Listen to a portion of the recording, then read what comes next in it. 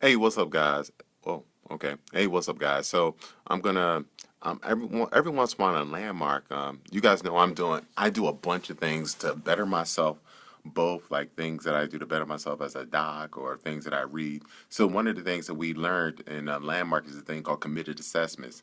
Committed assessments is pretty much where you state your view of something for which you actually just provide evidence. Like, you have, for instance, maybe if I wanted to talk about politics, I could say, well, I believe it is my view that Donald Trump is not the better candidate, and here are the here are the reasons why I believe that, and you state your reasons, and that's it. The difference between a committed assessment and our usual way of arguing is that we usually argue when we have a discussion, we usually say, well, you're wrong, it's this and only this. Even when it comes to, and I even had the challenge when I went to my classroom this week, I had to do that when it comes to like vaccines. And the purpose of doing things in the way of committed assessments is that you want to invite a discussion, even on things. And someone even asked me, so Dr. Perry, how do you have committed assessments on things like vaccine or things that are medical?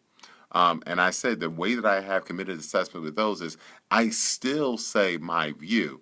And here's the evidence because, like I said last night, the purpose for me to invite a discussion. Because if I present things as my view and not as just facts, I'm not cutting people off and I'm giving people an opportunity to express their view and why they believe and what facts or what information that they have to support their committed assessment. So it invites discussion.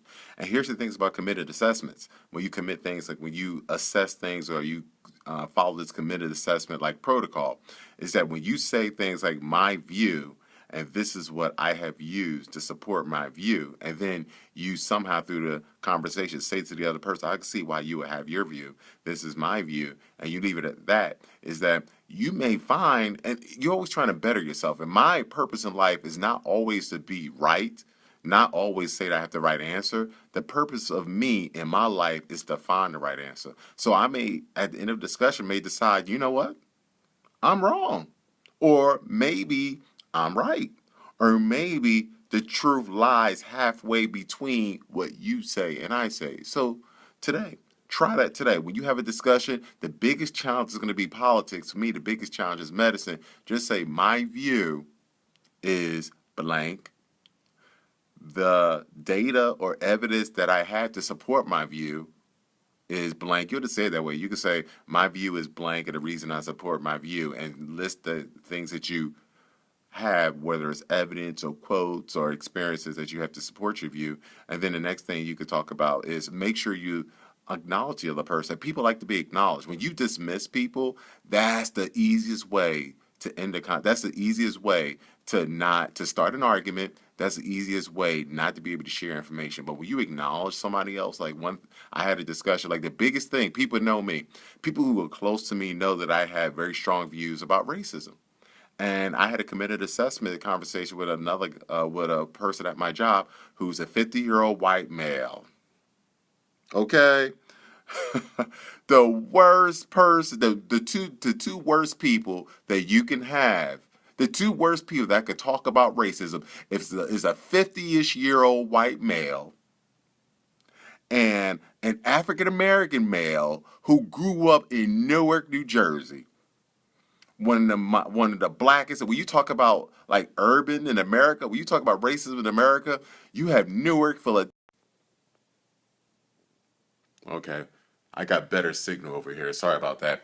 So the worst two people that I could have a discussion about race, especially African Americans and white and Black Lives Matter, is a white male, a 50-year-old white male, and an African American male from Newark, New Jersey. You have one side, pretty much your standard prototypical white male who, like the white male, like literally no races, nothing against him. Like most, okay, this is my view that when you're a white male, like everything is controlled by white males in this country. That's my view.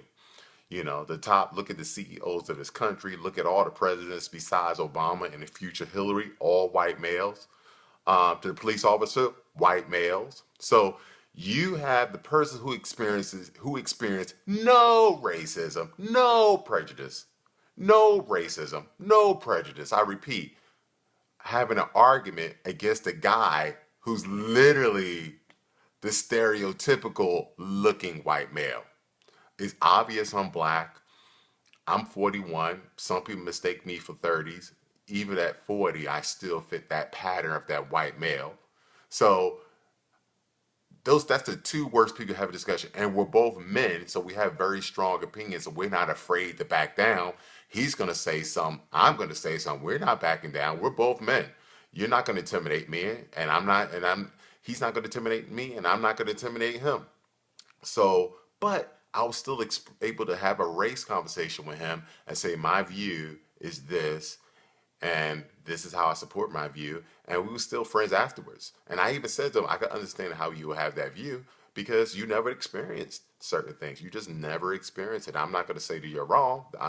That's your view, and this is my view. We left it at that. Sometimes I don't like to use the word opinion because opinion kind of cuts people off or whatever. But you can say my view and how you support your view, and don't make the other person wrong. Doesn't matter how you feel. Don't make the other person wrong because your purpose in life is to be as open as possible to different views, to the possibility you may be wrong and actually learn something. Once you open yourself up, no matter how strongly you feel that there's a possibility that you may be wrong, you'll be surprised how much you'll learn in life. And if you open yourself up to the possibility you may be wrong, just the fact that the other person sees that you're open and willing to listen, they're going to be open and willing to listen. Next thing you know, they may come over to your view. Like, wow, that's what we're talking about. I'm not saying it'll happen all the way. Both of you guys may walk away still holding on to your view, but at least you walk away still holding on to your view and friends. And a lot of times, even though, check this out, you and another person may have different views, but you still have the same commitment. I repeat, you and another person may have different views, but the same commitment. Me and this guy who we were talking about, we both have different views about racism. He believed as a white male, racism doesn't really exist that much. Woo, woosah, woosah. There's certain things I have to control myself and not get angry when people say. Like certain fitness things, I gotta watch myself, woosah. Medical issues, I gotta watch myself, woosah. And race issues, I gotta watch myself and that I don't get crazy. But what are we both committed to? We're both committed to treating people as people and not treating people according to your race. So even if we have a disagreement about what exists right now, sometimes when two people have different views, if you're both committed to the same thing, then you still have a workability. There's going to be some obstacles in the way, but if you focus on that workability, you still can work to solve problems of here on. You may disagree what may happen in the past, but you can still move on and do common things and have the same goals and actions for the future. Okay, so my view, try that on emphasize, committed assessments. That's something I learned from Landmark. For full disclosure, that's not something I came up with on my own. And I'm only giving you a piece of what I learned in Landmark. For copyright reasons, I can't give you a whole lesson on that because if you want to learn more about committed assessments and how to use them in your life, then you have to take the Landmark course. But every once in a while, when I learn some certain nuggets, I'm going to share them with you guys because I think a lot of people need to learn about these things and even think about some of these. And I think this will actually help out with some, even when it comes to the politics of Trump versus Hillary.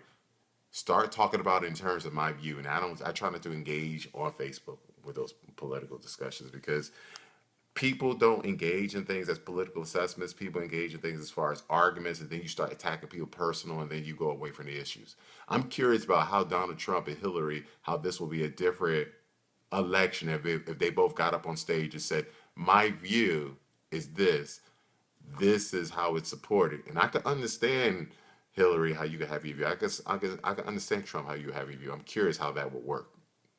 It wouldn't be as interesting. But yeah. All right, peace out. About to go off to work.